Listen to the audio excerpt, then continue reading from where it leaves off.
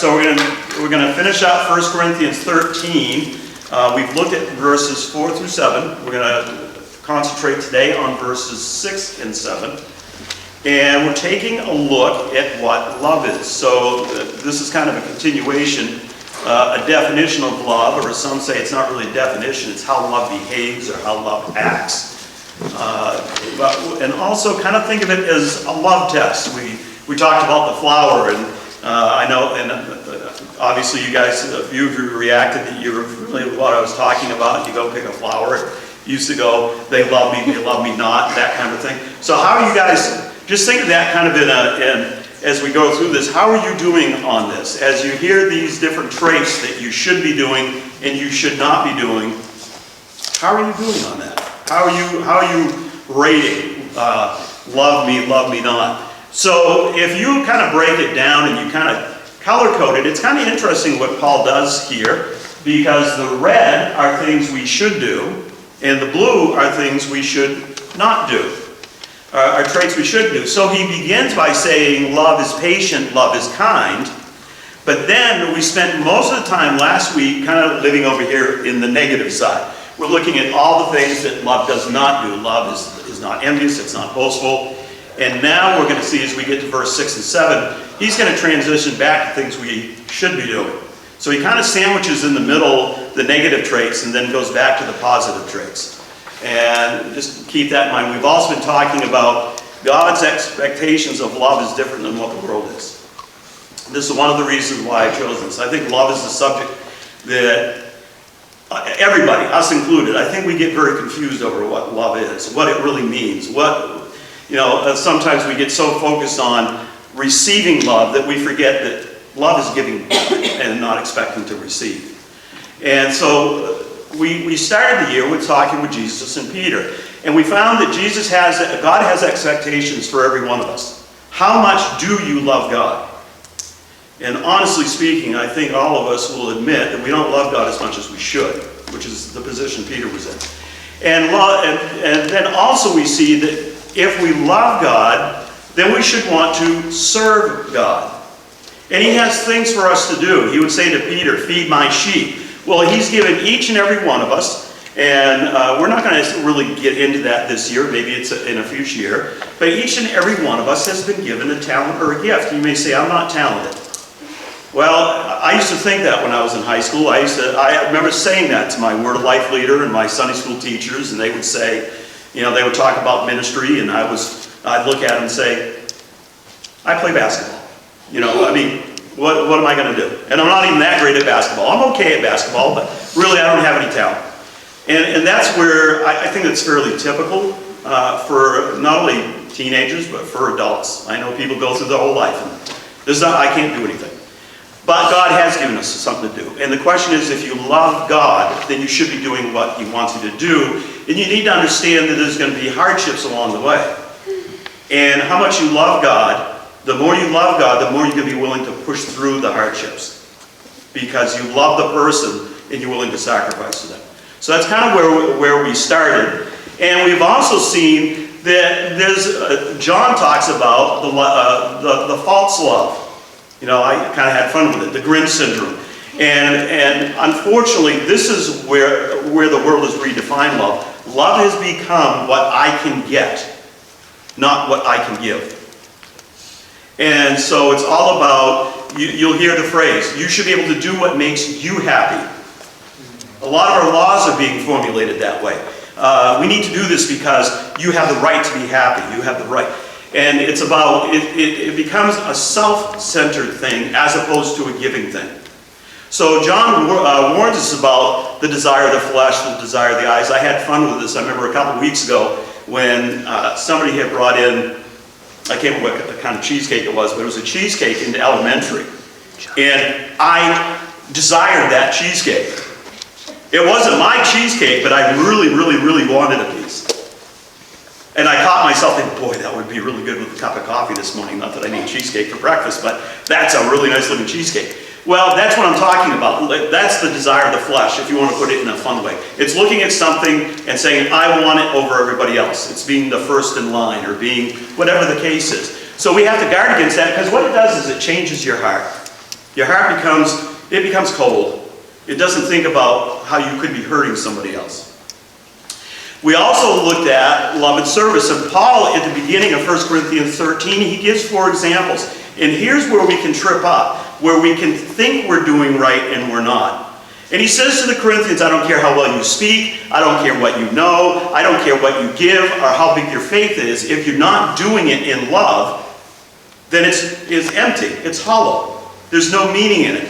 Sometimes we trip ourselves up that way. What we do is we go through the motions and we do things, not necessarily because we want to, not necessarily because we care about the other person, but we do it for false reasons. Our heart isn't in it, if you want to think of it that way. And Paul's saying, listen, if your heart isn't in it, if you're not doing it because you love that person, then basically what you're doing is useless. If I gave up my job in Brunswick and came here to be an administrator and really didn't like this whole thing, and I didn't love you guys, then basically I'm wasting my time in God's eyes. This is not a service. It doesn't matter how many chapels I do or the things that I do. This is what Paul is saying. It doesn't matter what you do, it's where your heart is. And this is kind of setting the stage. So this brings us to kind of the middle section of 1 Corinthians 13. Love is not. And think about the proverbial flower. Every time you hear love is not, basically if you're doing that, you're pulling the petal off the flower. Think about this quote though. I came across the commentary and he said this. Not dramatic, but I think it's a good way to start it off. Love is defined in 1 Corinthians 13, and what we're going to look at, love is defined by verbs rather than adjectives. You catch that? And if you're old enough or if you like English, think about that. Love is defined by verbs rather than adjectives. Love is not concrete. Love is action with heart. Okay? Love is not defined by verbs rather than adjectives, by what it does rather than what it is. This is called old age, and I can read it better that way. So love is defined by verbs rather than adjectives, by what it does rather than what it is. Love isn't something that if you come up to me and say, describe love. I can't describe it to you in solid terms. Love is what you're doing for other people and doing it because you care for them. So just think about that as we kind of get into it. All right. So the outline. We're going to continue to look at the definition of our characteristics of love. And while we're doing this, just think about how are you rating as we think about each of these characteristics. I know I have. And then we're going to take kind of a final evaluation. And I think this one will be fairly quick, but we're going to review a little bit. So where we left off last week is we started off with 2 things, and 2 positive. Love is, and this is kind of putting it in different terms in the King James, but love is patient or long-suffering. And realize that everything you see up on the screen is talking about how you and I relate to each other. Love is patient. That means, have you ever had, and I have, and by the way, I know that I do things that probably can rub a person the wrong way. And let me explain it this way. Have you ever had a friend that you really like, you seriously like, but they have something that they do that it just kind of, when they do that, it just, you know, I used to have a person I worked with, they didn't mean anything by it, but they would talk while they were eating their lunch. That really grossed me out. I didn't like that, you know, and they didn't mean anything by it, and they were a friend of mine, so that's just kind of a funny example. But love is patient. So I didn't look at that person and say, you know what, you're really irritating me because every time you talk with me, your mouth is full. That's not being patient. I dismissed it. I made myself think about something else. It's not important. The relationship is important. It's not important that they're talking with their mouth full. Kind of a thing. All right? So that's just kind of in a fun sort of way. But love is patient. But love is also kind or gracious. And I gave the example last week, and I took note of it, and I still remember it. It affected me. walking into Dunkin' Donuts early in the morning and having the person that I think was a contractor, probably hurrying for work, and he actually was at the door before we were and stopped and opened the door for my wife and let me go in as well. That's being gracious and that's being kind. That's a good thing to do. It's the, go ahead. For patient, do siblings count? Unfortunately, yes. Siblings do, that's a good question. Siblings count. By the way, you want to, okay, patient. Let me show you an example of patience. Patience is being an 18-year-old in high school, coming home, having 15 minutes to go to work, changing my clothes from school, and getting ready real quick and running out and having your little sister, who's about 10 years younger than you, hide my keys in my wallet. This is a real story. And I'm looking at the clock and she thinks it's funny. I was patient. I wanted to verbally throttle her. And well, my parents came in and they got the keys, but I didn't say anything because I understood she was like 5 or 6 years old. She wasn't trying to do anything, but I was being patient with her. So yes, it counts on siblings. That's a good question.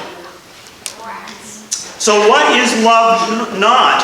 Love is not jealous. I don't think we need to talk about that one too much. I think we can all struggle with jealousy every now and then. Maybe somebody's a little more talented in sports, or you're jealous of them. They have abilities that you don't have. Maybe it's academics. Maybe they're very popular. I've always been, I know even people today think, they don't believe me, I'm actually quite introverted. This is very, very hard for me to do. Talking in groups is a challenge. It's really harder talking one-on-one. And I used to be jealous in school of the people who seemed to socialize so well. Because I just kind of, I'd kind of stand in the background. I had to push myself to get to the point to do this. So love can be jealous, love can be boastful. You know what I did? You know what I got? You know what I can do? It's talking about yourself, it's bragging about yourself. Love is not boastful, love is not jealous. Love isn't arrogant. Love isn't thinking that you're better than everybody else. Remember, every time you're doing one of these, the pedal is coming off. Love isn't rude. I think we all know what rude is. Oh, yes. Brendan, you think you can be rude to your siblings? I don't mean can you personally, but is it possible? Yes. Yeah. Possibly. Yeah, you can be rude. You can be rude to your teachers. You can be rude to your classmates. Maybe there's somebody that, you just don't feel you have any connection with, so whenever they come to talk with you, you just kind of give them the cold shoulder. That's being rude. I've had people do it to me. I've had people in a conversation right in the middle of me telling something to somebody interject and literally cut me off and change the subject. And I've had it as an adult. By the way, it's not just kids. And I kind of looked and I said, what was that? Love can be rude. By the way, Love can't be rude. love can't be rude. Thank you. Because it's being recorded. Love is not rude. By the way, what's the answer to that? If somebody is being rude to you, and I know Brendan can handle this. Brendan is being rude to me. Okay, he isn't loving me. What should my response be? I love you. Be rude back. What's that? Be rude back. Be rude back? No. Give it back to him? It's on the other side of the screen, folks. What's it? Be kind in your words. Be kind and patient. By the way, you know what's really remarkable about this? The first two things that he begins with are the answer to all the things on the other side. Here's where we fail. So-and-so is being rude to me. So-and-so is arrogant. So-and-so is boastful. I know they're jealous. They're selfish. They're this. They're that. Therefore, I get to be that back to them. That's not love. You're patient and you're kind. Does it count for sister siblings? It counts for all siblings. It counts for parents too. May I do a demonstration real quick? No. Absolutely. On the rude end or on the kind end? Probably the rude end. No. Two siblings, for those of you who don't know. All right, so love isn't rude. Love isn't selfish. Love isn't trying to be the first one in line to get the pizza, or love isn't, trying to be the first one on the bus to get the prime seat wherever you want to sit on the bus. Love is kind of standing back and taking whatever it gets. All right? Love is not irritable. Easily irritated. Easily irritated.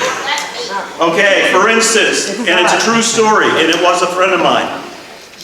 Person sitting there eating their lunch with their mouth, chewing their mouth. I could get very irritated with that. I mean, that was like fingernails on a chalkboard. It really kind of bothered me. I just have that hang up with that. It's like, okay, keep your mouth closed when you're eating. I don't want to see your food digesting. So, love, that's getting irritated. If you're not really careful, see, here's what happens. This is where Paul would say, and he was talking about something else, but basically, sin is like a cancer.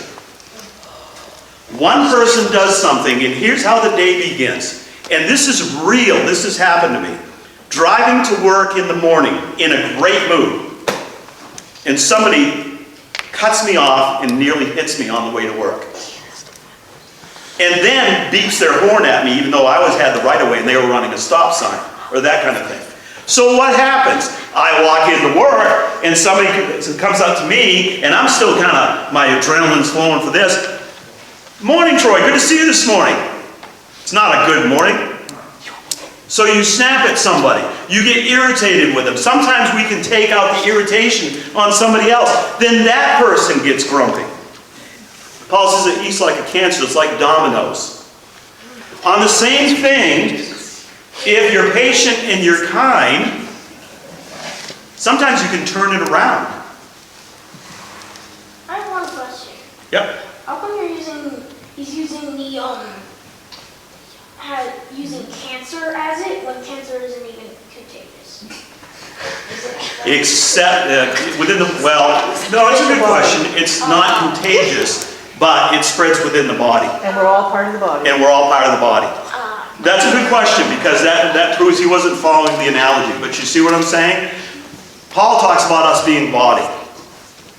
And when he talks about something eating like a cancer, what he's saying is the bad trait will go from one member to the other member. And love is the same way. I shared with you going through a Dunkin' Donuts and having somebody buy my lunch for me, and I didn't know who it was, and seeing the hand wave. I had a great day that day. And there was something, I don't remember what it was, there was something that day I was kind of stressed over. Maybe it was, hey, it says we entertain angels unaware. I don't know, it could have been an angel. I don't know what it was. In some ways they were an angel, because they took something and they turned it into a positive. So here's the thing to think about. If you're living over here and you're doing the negative, and then you affect somebody else and they affect somebody else, you end up with a whole classroom that's grumpy, and I've seen this.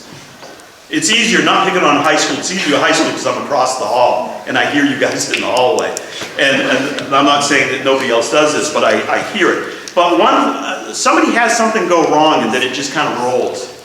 All right, so love is not irritable. Finally, and I brought this in because this is kind of where we ended off, love is not unforgiving. Okay? King James says, thinketh no evil. And literally, what was kind of neat is one of the commentaries said the Greek meant somebody who takes notes. And you say, what have you got? I will have told you about this. This was the Roman version of a tablet or a post-it note. We find these all over the place. They have interesting, they still have writing on them. And we have, there's writing on mine. There's grocery lists. I need to pick up something on the way home. There is Sam Swan owes me lunch. $1? Yes. He says, what? what? I've got it written down on my tablet. It's got to be true. No, so they use it for taking notes. So what that meant when it says unforgiving is we don't go around and we go, number one, Sam closed the door in my face.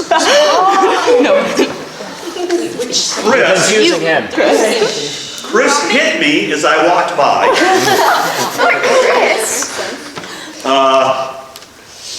Brody. Which one? I don't know what Brody did, but he did something because I'm just irritated by it. But this is the this is what this means. It literally is this, and this is why I brought it in, is because they would sit there and they'd write things down. And this is what Paul is saying. Love thinketh no evil. If somebody does something wrong to you, you don't, or that irritates you, or whatever the case is, you don't sit there and make this mental note and write it down and hang on to it. I know people that have looked at me or other people and said, in a moment of frustration, said, I remember 15 years ago, you did such and such. Not even that. And I don't even remember, I apologize, I don't even know what you're talking about. I did that? That's what he's saying. You don't do that. Don't hang on to things. Let it go. Forgive the person. Move on. Because it's going to end up, you're going to start displaying some of the other attributes, such as irritation, selfishness. You're going to be rude, things like that. All right, so let's move on.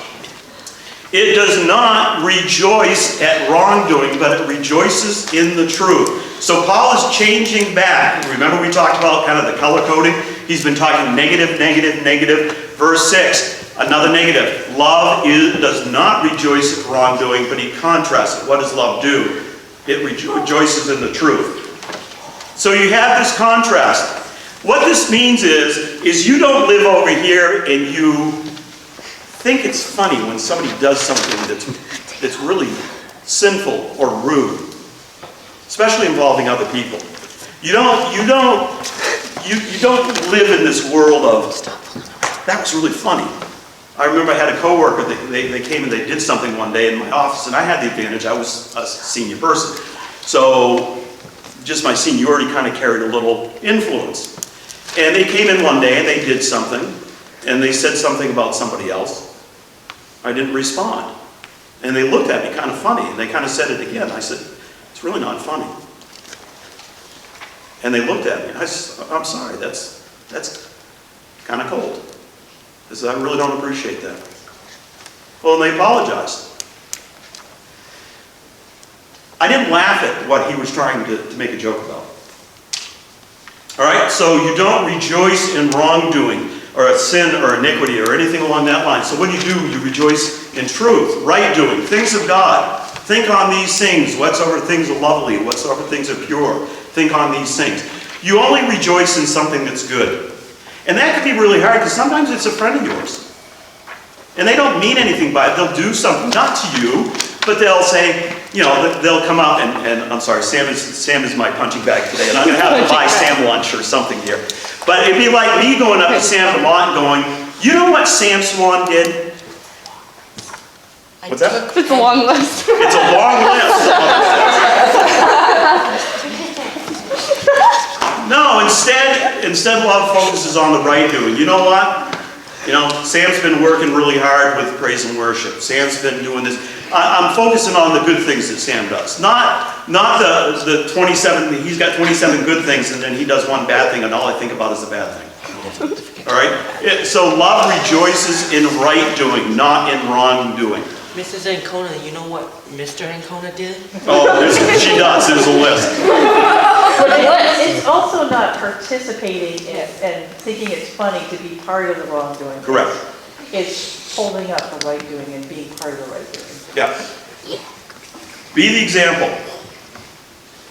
I told you about the coworker who worked in the IT department, and I came to the conclusion, to shorten the story, the reason why he was so cold with other people is because he was like the lawyer walking into the room. Everybody hated him because there was something wrong, and it was his fault because my computer's broken.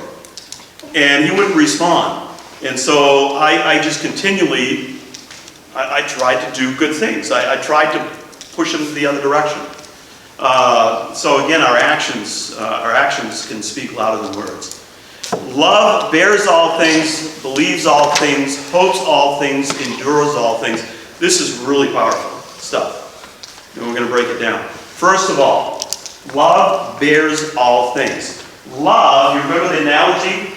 Okay? I've got my little list here with Sam and Brody and Chris, and I think Avery's in here somewhere, and Mrs. Ancona's number 11. Love, At least I'm not. bears all things. In the Greek, that means a veil or a covering. Love forgets it and closes it. As a matter of fact, there's a lot of debate over this is true. How many of you ever heard the term a clean slate? Now, this isn't a slate, but there's a term that goes all the way back to the Greek and Roman times that carried that exact meaning, and they think that's where the term came from, is because they would write your debt in wax. And they had a term for it, if you owed them for a reason. And when it was covered, they would heat this up, this flat part, and they would take it and they would melt it off the wax. Your debt has been forgiven. It's a clean slate. Love erases it and gets rid of it. Are you hanging on to things? Love bears all things. Somebody does something to you, deserved or undeserved. Are you hanging on to it? Have you got it written down? Or have you erased it and closed it and put it away? Matter of fact, it's interesting, one commentary even added, it carries an additional meaning of silence. And so in other words, not only are you forgetting it, but you're not running around and you're not telling everybody else about it. You just, you pray about it, you deal with it with a person if you need to, you pray to God to give you strength to put it away, and you put it away. All right? So love is a veil, it bears all things. Peter would say in 2 Peter, and above all things have fervent charity among yourselves, for charity shall cover a multitude of sins. Notice how he talks about covering. Love covers sin. It forgets it. One of you came up to me and asked me why they use the word charity. And I'm not going to spend a lot of time, but it was really interesting. There was a whole reasoning. There was the Greek and the Latin were involved, and the words were involved, and I won't get into all that. If you want to know about it, I've got a piece of paper. I'll print it up and I'll give it to you. But one of the thoughts that was conveyed was kind of interesting. It said when they were originally translating the Bible into the King James, that over time, actually, the word charity has been removed. Charity was used more often than just 1 Corinthians 13 in the New Testament. Charity and love were on equal terms with each other. And what they would do is, if it was talking about love, about God, they would use the word love. If the verse had any context of an action or involvement with your fellow man, instead of using love, they would use charity. The reason is charity meant you were doing something for your fellow man. Charity has the idea of an action, love with an action.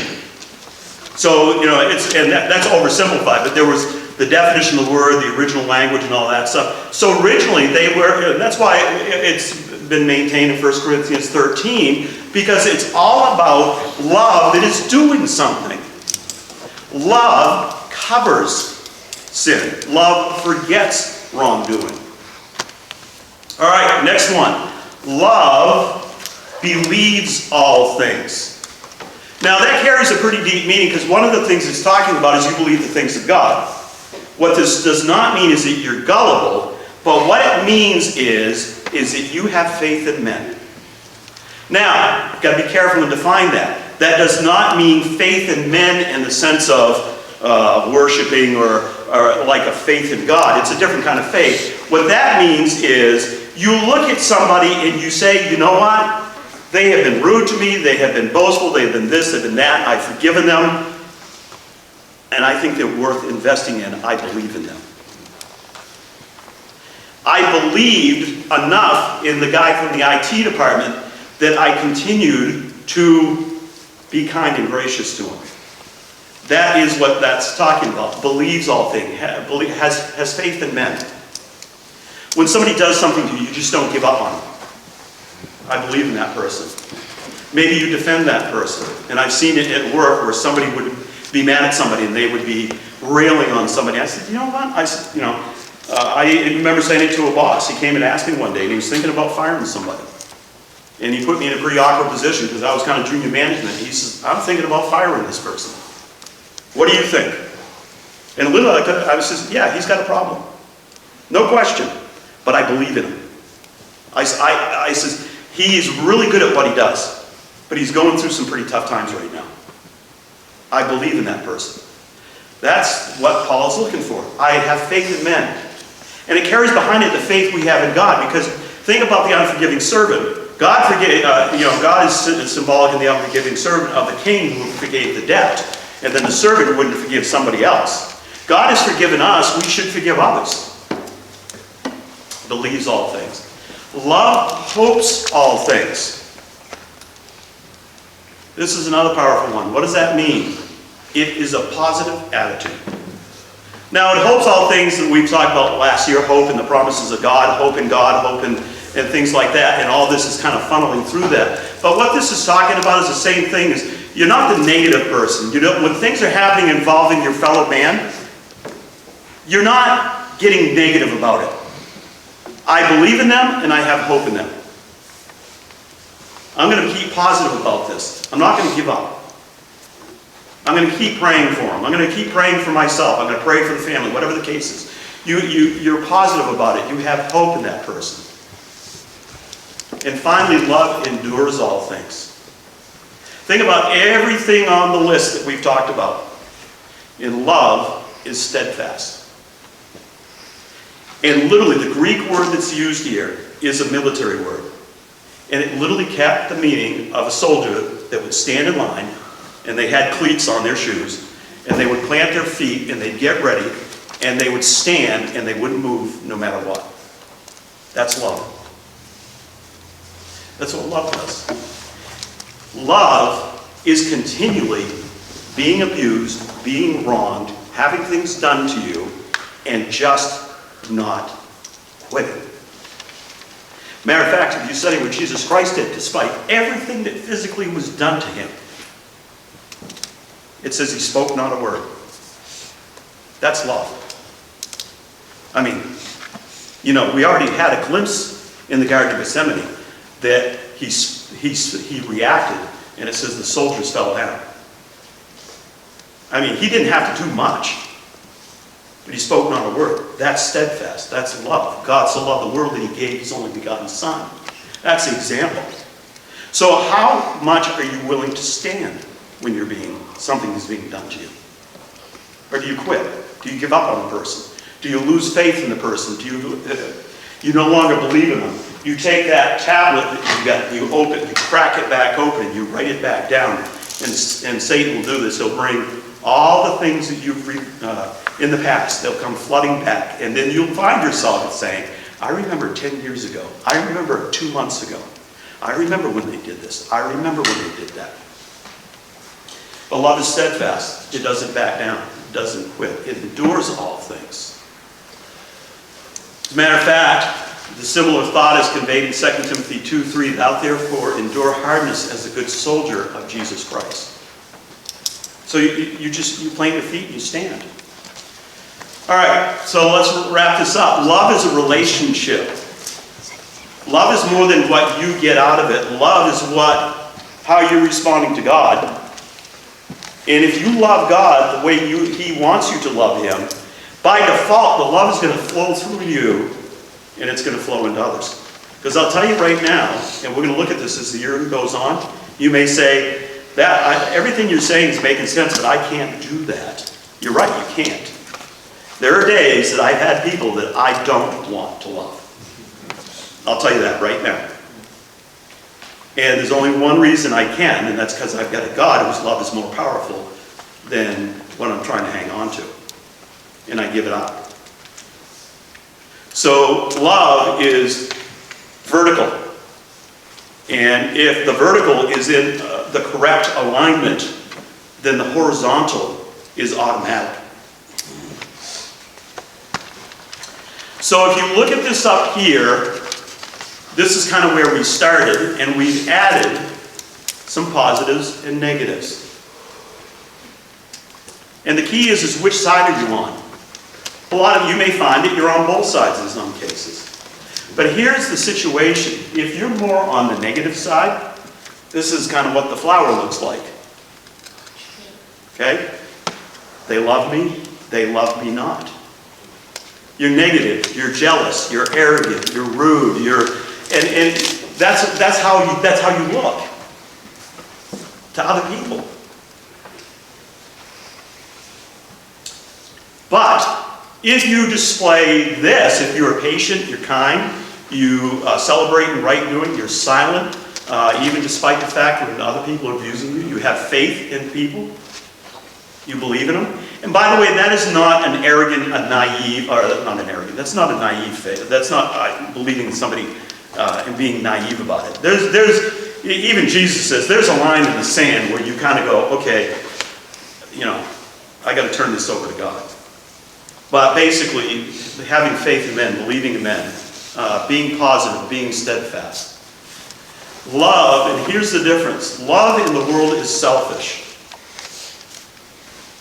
What am I going to get out of this? What am I going to get, and to put it on really simple terms, Christmas is coming up. And I remember being in the 7 to 11 range, and the first thing I would think about is, what am I going to get today? That's not love.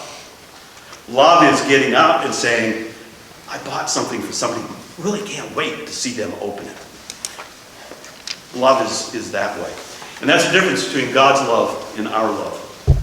All right? So we'll close in prayer. Dear Lord,